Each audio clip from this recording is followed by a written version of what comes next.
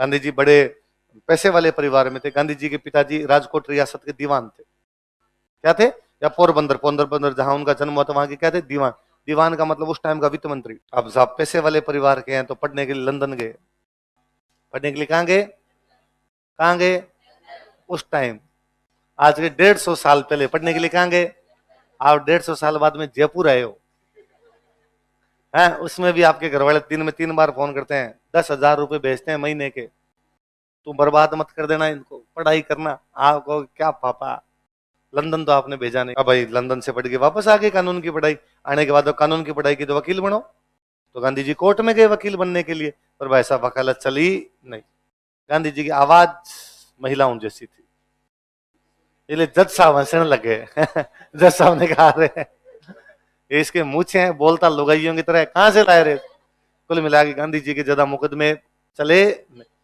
जिन जिन लोगों ने आगे एडवांस जमा कराया तो उन्होंने वापस ले लिया। तू फांसी लगवाएगा यार, तू हमें वापस दे दे। फिर गांधी जी ने एक स्कूल में पढ़ाना शुरू किया, प्राइमरी स्कूल। और स्कूल के अंदर जो बच्चे थे उन्होंने जाके प्रिंसिपल सर को शिकायत लगाई, इससे अच्छा तो मैडम ही लगा दो। बोलते वैसे ही हैं, देखते हैं तब सर दिखते हैं, इससे ज्यादा मैम ही ठीक रहे। इसलिए हम इनसे पढ़ेंगे। विवेकानंद जी और गांधी जी दोनों को बच्चों का रिजेक्ट किया हुआ है। विवेकानंद जी ईश्वर चंद्र विद्यासागर की स्कूल में पढ़ाते थे। हम पढ़ते ईश्वर चंद्र विद्यासागर 35 स्कूलों से जुड़े हुए थे। विवेकानंद जी एक में टीचर थे, बच्चों ने कहा अच्छा नहीं पढ़ाते। इसका मतलब है बंदा किसी एक फील्ड में रिजेक्ट हो सकता है, इसका मतलब ये नहीं है कि वो सारी फील्ड में रिजेक्ट हो गया। बड़े बड़े लोग देख लो, मैंने बताया था बंकिम चंद्र चटर्जी ग्रेस से पास हुए, बताया था। इसलिए हमेशा मनुष्य अनंत संभावनाएं लिए हुए बैठा है। आपको खुद को ही नहीं पता आप में कितनी संभावनाएं, किस फील्ड की संभावनाएं। कभी फूटेगा ज्वालामुखी आपके अंदर का, किस फील्ड में क्या कांड कर जाओगे आपको खुद को भी पता। तो गांधी जी अब यहाँ, गांधी जी ने फिर एक दुकान खोली, फैक्ट्री लगाई। वो फैक्ट्री भी ढंग से काम की नहीं। तो गांधी जी कुल मिला के घर पे एकदम यूं लोनली लोनली फील कर रहे हैं। तो गांधी जी के परिवार के एक दोस्त थे, उनका नाम था अब्दुल्ला भाई। क्या नाम था? अब्दुल्ला भाई अफ्रीका में जाके बिजनेस करने लगे। पर अब्दुल्ला भाई का अफ्रीका में अपने भाइयों के साथ में प्रॉपर्टी डिस्प्यूट हो गया। भाइयों भाइयों कुछ प्रॉपर्टी डिस्प्यूट सामान्य बात है, महाभारत काल से चल रहा है भाई साहब। अभी भी गांव में अपना चाचा जी के साथ चल रहा है, कौरवों का पांडवों के साथ चल रहा था। गांव में तो कहते ही है कि भाइयों भाइयों के बीच में लड़ाई नहीं हो, ऐसा हो ही नहीं सकता। ये तो भाई साहब महाभारत से चल रही होती है। तो अब्दुल्ला भाई का परिवार रहता अफ्रीका, वहां पे उनके बीच प्रॉपर्टी को डिस्प्यूट हो गया। तो अफ्रीका के कोर्ट में मामला गया। अफ्रीका कोर्ट में मामला गया तो हाँ भाई दिखाओ तुम्हारे कागज। तो कागज दिखाए, कागज गुजराती में। कागज सारे किसमें? गुजराती के अंदर कागज। गुजराती अफ्रीका में किसी को पढ़नी नहीं है। इसलिए अब ऐसे आदमी की आवश्यकता थी जिसको गुजराती भी आए, इंग्लिश भी आए। क्योंकि जज को किसमें समझाना पड़ेगा? इंग्लिश। पढ़ना किसमें? गुजराती। समझाना किसमें? इसलिए अब्दुल्ला भाई इंडिया आए कि कोई ऐसा आदमी लेके जाएं जिसको गुजराती भी आती हो, इंग्लिश भी आती हो और लॉ भी आते हो। भाई जज के सामने तो लॉ भी आना चाहिए। गांधी तीनों में फिक्स बैठ रहे थे। बापू गुज्जू भाई है, गुजराती आती है, लंदन पढ़ के आए तो इंग्लिश आती है, कानून की पढ़ाई करके आए तो लॉ आती है। तो अब्दुल्ला भाई का मुकदमा लड़ने के लिए गांधी जी कहां चले गए? South Africa. अब गांधी जी वहां पता था, गांधी जी को पता था कि यदि मामला जज के सामने गया तो जज हंसने लग जाएगा। अपने वाली आवाज जिंदाबाद है। और गांधी जी, गुज्जू भाई तेज आदमी थे, एकदम गुजराती आदमी थे। गांधी जी ने अब्दुल्ला भाई के परिवार को बाहरी समझौता करवा दिया, अदालत से बाहरी। क्यों लड़ते हो भाई? भाई जमीन के लिए लड़ते हो, बैठो मैं बताता हूँ, इतनी जमीन तुम्हारी, इतनी जमीन तुम्हारी, इतनी जमीन, ये फैक्ट्री तुम्हारी, ये फैक्ट्री तुम्हारी। कुल मिला के अब्दुल्ला भाई का केस बाहरी क्या करवा दिया गया। पर इससे गांधी जी बड़े फेमस हुए। और वहां जो इंडियंस रहते थे ना भाई, अफ्रीका में ज्यादातर इंडियंस गरीब लोग गए थे, बाहर कमाने के लिए गए थे। तो उस समय गरीब लोगों को अंग्रेज ले लेके जाते थे, ज्यादा पढ़े लिखे थे नहीं।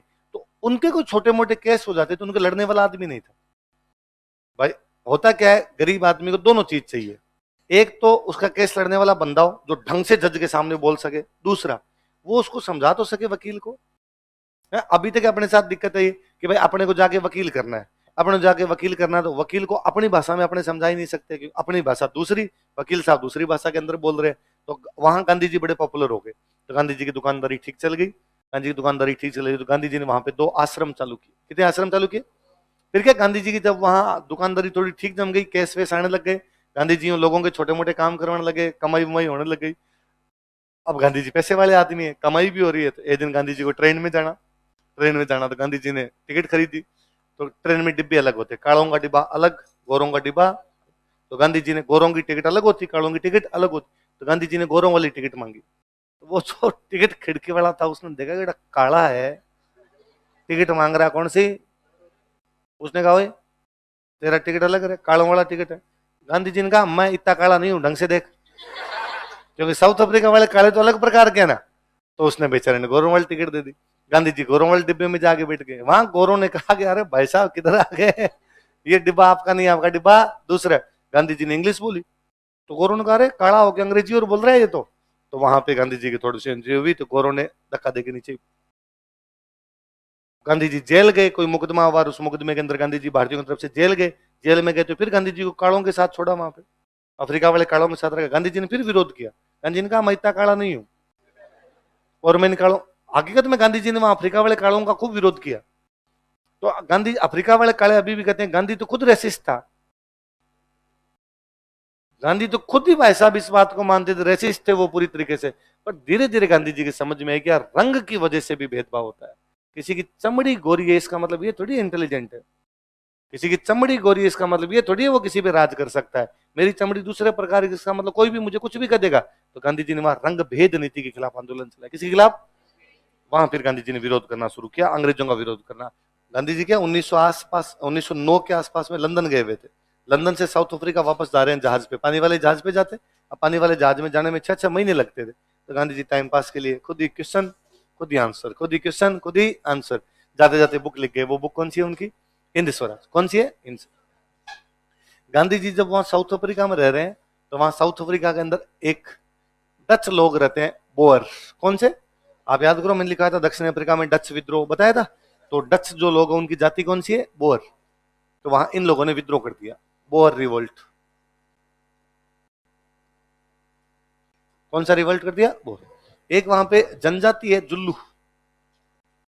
साउथ अफ्रीका में एक ट्राइब है, ट्राइब का नाम क्या है? जुल्लू। इन जुल्लुओं ने विद्रोह कर दिया। अफ्रीका में राज किसका? अंग्रेजों का। पर अफ्रीका में कुछ डच फार्मर रहते हैं, उन डच फार्मर की जाति कौन सी है? बोअर। तो डच क्या हो गए? बोअर। तो उनका रिवोल्ट का नाम क्या हुआ? Boer revolt. वो इस बात से नाराज थे कि उनके इलाके में अंग्रेजों ने अंग्रेजी लागू कर दी।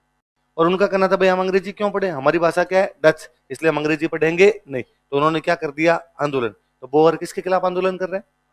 बोअर कौन थे? डच। कौन थे? डच। गांधी जी ने अंग्रेजों का साथ दिया। गांधी जी ने किसका साथ दिया? जुल्लू वहां की एक जनजाति है, अंग्रेजों से नाराज है, इसने विद्रोह किया। गांधी जी ने वापस अंग्रेजों का साथ दिया। किसका दिया? किसका? इसलिए अंग्रेजों ने गांधी जी को 2 मेडल दिए, बोअर मेडल और जुल्लू मेडल। कौन कौन से मेडल दिए? बोअर विद्रोह में साथ दिया इसलिए क्या मिला? Boer medal. और जुल्लू विद्रोह में साथ दिया इसलिए।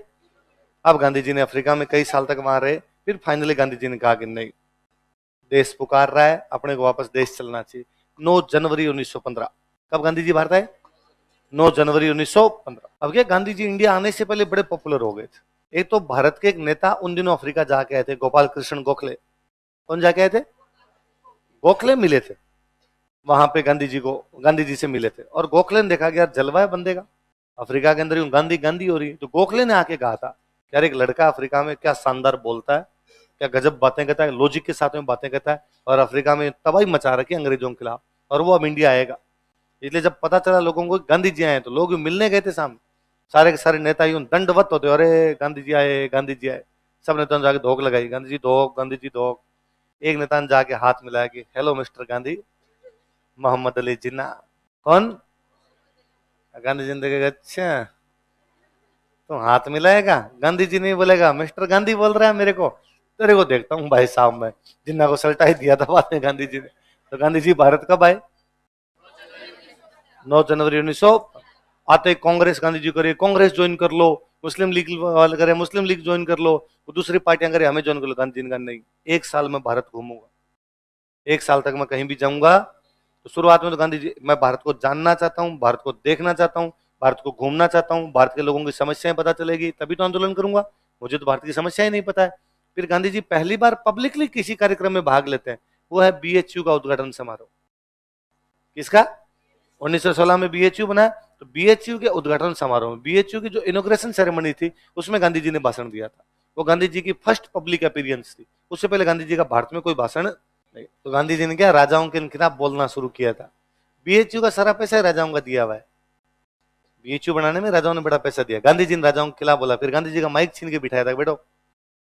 लोग उठ उठ के जाने लग गए थे, कहां से लाया रहा इसको, ये हमारे खिलाफ बोल रहा है। फिर मदन मोहन मालवीय राय, उन्होंने कहा बस बस हो गया भाषण, ताली बजा दो, ताली बजा दो। गांव में अपना सीधा सिस्टम होता है, किसी के भाषण से बोर हो रहे हैं तो क्या बजा दो, तालियां बजा दो। पर कईयों को तो भाई साहब समझ में नहीं आता कि जनता बोर हो रही है, कितनी तालियां बजाओ, वो लगा ही रहता है। अरे बैठ जा यार, तालियां इसलिए बजाई थी कि अब तेरा भाषण सुनना। तो गांधी जी को तालियां बिठा बुठू दिया, गांधी जी को ज्यादा बोलने वहां पर दिया। तो गांधी जी का पहला जो सार्वजनिक भाषण है वो कौन सा है, बीच। उन दिनों चल रहा फर्स्ट वर्ल्ड वॉर, 14 में फर्स्ट वर्ल्ड वॉर शुरू हो गया था। गांधी जी गांव गांव घूम रहे हैं, गांधी जी गांव गांव घूम घूम के युवाओं को कह रहे थे, अरे 16 साल के एकदम जवान मोटार टाबर हो, क्या कर रहे हो गांव में, अंग्रेजों की तरफ से जाके लड़ो, जर्मनी के खिलाफ जाके लड़ो। तो फर्स्ट वर्ल्ड वॉर में भी गांधी जी ने किसका साथ दिया, अंग्रेजों। युवाओं को भारतीय सेना के अंदर क्या करवाया, शामिल। इसलिए जैसे ही गांधी जी किसी गांव में जाते, युवा कहते कि भर्ती करवाने के लिए आगे, क्या करने आगे, रिक्रूटमेंट सार्जेंट, भर्ती करने वाला सार्जेंट। सार्जेंट फौज में एक अधिकारी होता है, और सार्जेंट का काम होता था रिक्रूटमेंट करनी, भर्ती करना। अंग्रेज राजी हुए, अंग्रेजों ने गांधी जी को फिर एक टाइटल दिया, कैसर हिंद। कौन सा टाइटल दिया, जर्मन वर्ड है कैसर, इसका मतलब होता है राजा। क्या मतलब होता है, अब उल्टा पढ़ो, हिंदुस्तान का राजा। तो कैसर हिंद का मतलब क्या होता है, हिंदुस्तान का सम्राट, हिंदुस्तान का राजा। एक साल घूम घाम के उन्होंने अपने 1916 में एक आश्रम बनाया, साबरमती आश्रम। कौन सा, साबरमती नदी कहां पर, आपके अहमदाबाद। तो आश्रम कहां बनाया गया, अहमदाबाद। चंपारण बिहार में एक जगह पड़ती है, कहां पड़ता है, बिहार। वहां के किसान नील की खेती करते, किसकी खेती, नील। और अंग्रेजों के साथ उन्होंने कॉन्ट्रैक्ट साइन कर रखा था कि हमारी जमीन का जितना भी भाग है उसमें 3/20 पर नील की खेती करेंगे। कितने भाग पे, किसकी खेती करेंगे, 3/20 भाग पे करते, इसलिए उसको बोलते तिनकठिया। क्या बोलते, इंडिगो एग्रीकल्चर। जैसे मान लो एक खेत है, खेत के 20 हिस्से हैं, 20 में से 3 हिस्से में क्या करनी पड़ेगी, नील। बाकी 17 में तुम तुम्हारी चावल बो और जो भी बोना है वो बो, लेकिन 3 हिस्से में क्या करनी पड़ेगी। ऐसा अंग्रेजों ने कॉन्ट्रैक्ट साइन करवा रखा था कि भाई जितना भी खेत है उस खेत के 3/20 भाग में क्या करना पड़ेगा, और कोई भी कॉन्ट्रैक्ट को तोड़ नहीं सकता, और यदि कॉन्ट्रैक्ट तोड़ता है तो आपको क्या देना पड़ेगा, जुर्माना। अब शुरुआत में अंग्रेजों ने रुपए ठीक दिए थे, रुपए ठीक दिए, इस चक्कर में लोगों ने कॉन्ट्रैक्ट तो कर लिए, लेकिन धीरे धीरे लोगों को समझ में आई कि जिन 3 भाग में नील की खेती की जाती है वो 2-3 साल बाद बंजर हो जाते हैं। 2-3 साल बाद वो इतने अनफर्टाइल हो जाते हैं कि उस जमीन के अंदर न तो अब नील की खेती होगी, न ही उसके अंदर दूसरी कोई होगी, पूरी जमीन ही क्या होगी, खराब। तो अब अगले 3 भाग में करो। अंग्रेजों को तो 3/10-20 में करके देने, अगले 3 में करो, 2-4 साल में अगले 3 बर्बाद। तो अब किसानों ने काम की नील की खेती करेंगे नहीं, तो अंग्रेजों का जुर्माने दो। कॉन्ट्रैक्ट साइन है, कॉन्ट्रैक्ट में लिखा होगा कि यदि कोई कॉन्ट्रैक्ट को तोड़ेगा तो उसको क्या देना पड़ेगा, जुर्मान। किसान परेशान, एक तो खेत बर्बाद हो गया, ऊपर से क्या देने पड़ रहे हैं अपने को, जुर्मान। उन किसानों में एक किसान थे, उनका नाम था राजकुमार शुक्ल। क्या नाम था, क्या नाम है किसान का, और राजकुमार शुक्ल देख रहे हैं कि यार कौन आदमी आके इस प्रकार का अपने आंदोलन कर सकता है।